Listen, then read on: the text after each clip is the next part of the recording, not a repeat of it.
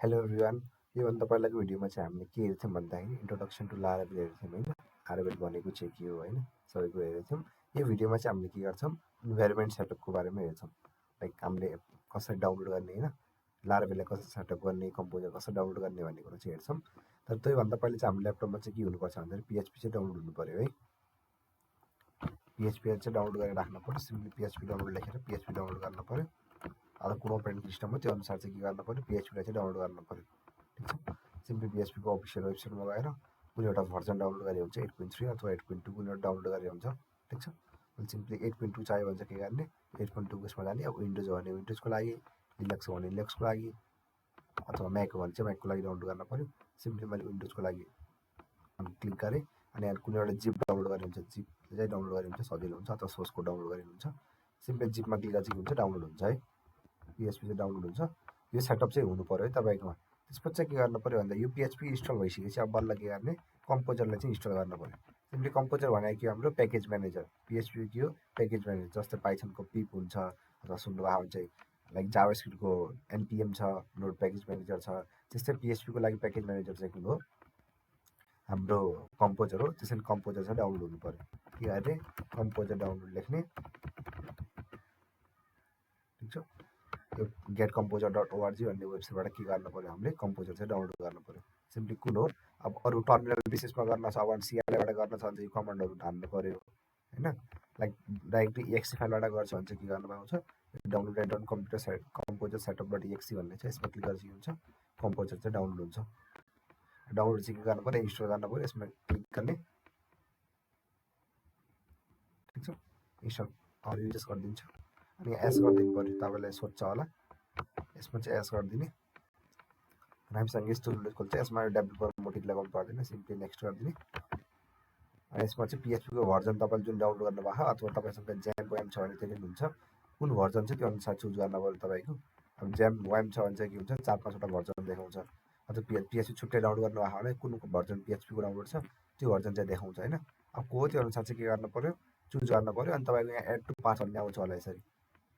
यदि पाथमा छैन भने चाहिँ एड टु पाथ भन्ने आउँछ होला, त्यो एड टु पाथ चाहिँ गर्नु पऱ्यो। ठिक छ। सिम्पली पाथमा चाहिँ एड गर्नु पऱ्यो, कुन भर्जन हो इन्भाइरोमेन्टमा चाहिँ राख्नुपर्छ है, बन्नु चल्छ।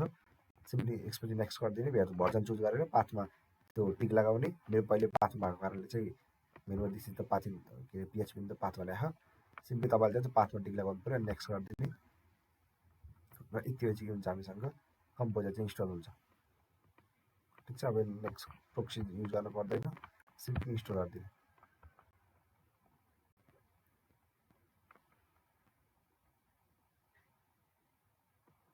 ठिक छ। अब चाहिँ हाम्रो ल्यापटपमा के भइसक्यो, कम्पोजर चाहिँ इन्स्टल भइसक्यो। हामीले के गर्न सक्छौँ, लारावेलले चाहिँ लारावेलको लागि एउटा प्रोजेक्ट चाहिँ बनाउन सकिन्छ।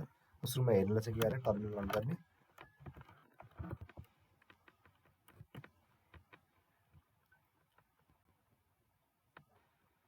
यसमा कम्पोजर इन्स्टल भएको छ कि भएको छैन कसरी हेर्ने भन्दाखेरि कम्पोजर लेख्ने, कम्पोजर माइनस भर्जन हाल्ने। ठिक छ। यो भर्जन देखाउँछ कम्पोजरको। यो भर्जन देखाएको छ भने के हो, तपाईँको सेटअप भइसक्यो भनेर बुझे हुन्छ। अब चाहिँ हामीले के गर्न सक्छौँ, यो कम्पोजर युज गरेर हामीले के गर्ने हो, लारावेलको प्रोजेक्ट बनाउने। सिम्पली कुनै एउटा ठाउँमा जानु पऱ्यो। म डेस्कटपमा जान्छु, म वान ड्राइभ भित्र डेस्कटपमा जाऊँ। सिम्पली कतै जानु पऱ्यो होइन, कता प्रोजेक्ट राख्ने त्यहाँ जानु पऱ्यो। त्यो एसडक्स भित्र राख्नुपर्छ भने जरुरी चाहिँ होइन। ठिक छ।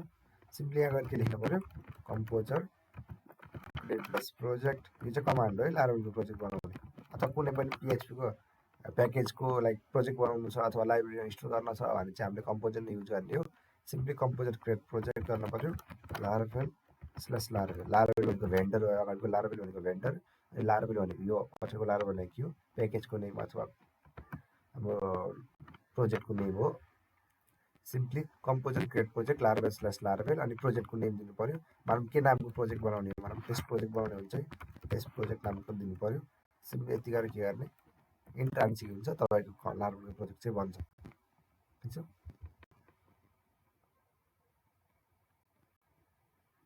एकछिन टाइम लाग्छ, इन्स्टल गर्छ, सबै फाइल सर्चर चाहिँ डाउनलोड गर्छ।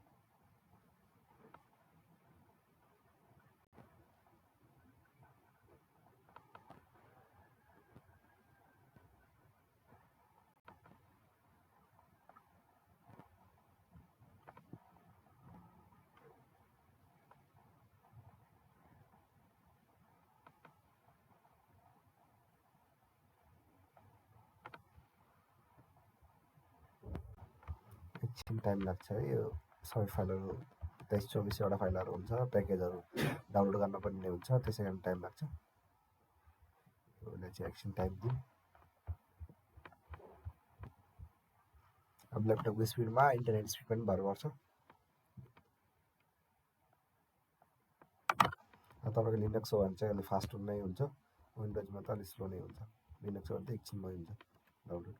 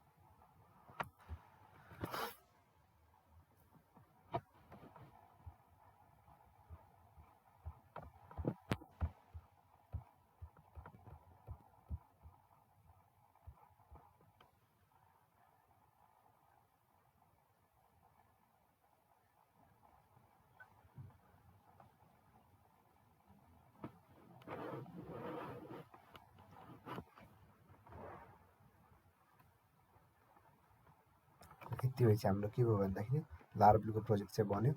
अब सिम्पल टेस्ट प्रोजेक्ट नामको एउटा प्रोजेक्ट बन्यो होला, भन्न सकिन्छ। सिडी टेस्ट प्रोजेक्टभित्र गयो भने चाहिँ यो चाहिँ हाम्रो टेस्ट प्रोजेक्ट भन्ने बन्यो हो। यसभित्र पनि हामीले एलएस गऱ्यौँ हेऱ्यो भने चाहिँ यो चाहिँ हाम्रो प्रोजेक्टको फोल्डरहरू भयो। यसलाई चाहिँ भिएस कोडमा अन गरेर चाहिँ काम गर्न सकिन्छ।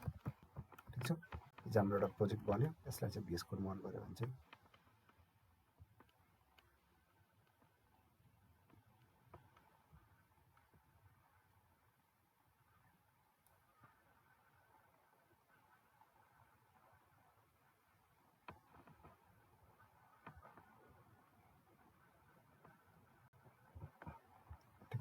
हाम्रो यो चाहिँ लाराभेलको प्रोजेक्ट हो है। यसको फोल्डर स्ट्रक्चरहरू आर्किटेक्चरहरू चाहिँ हामीले नेक्स्ट भिडियोमा हेर्नेछौँ।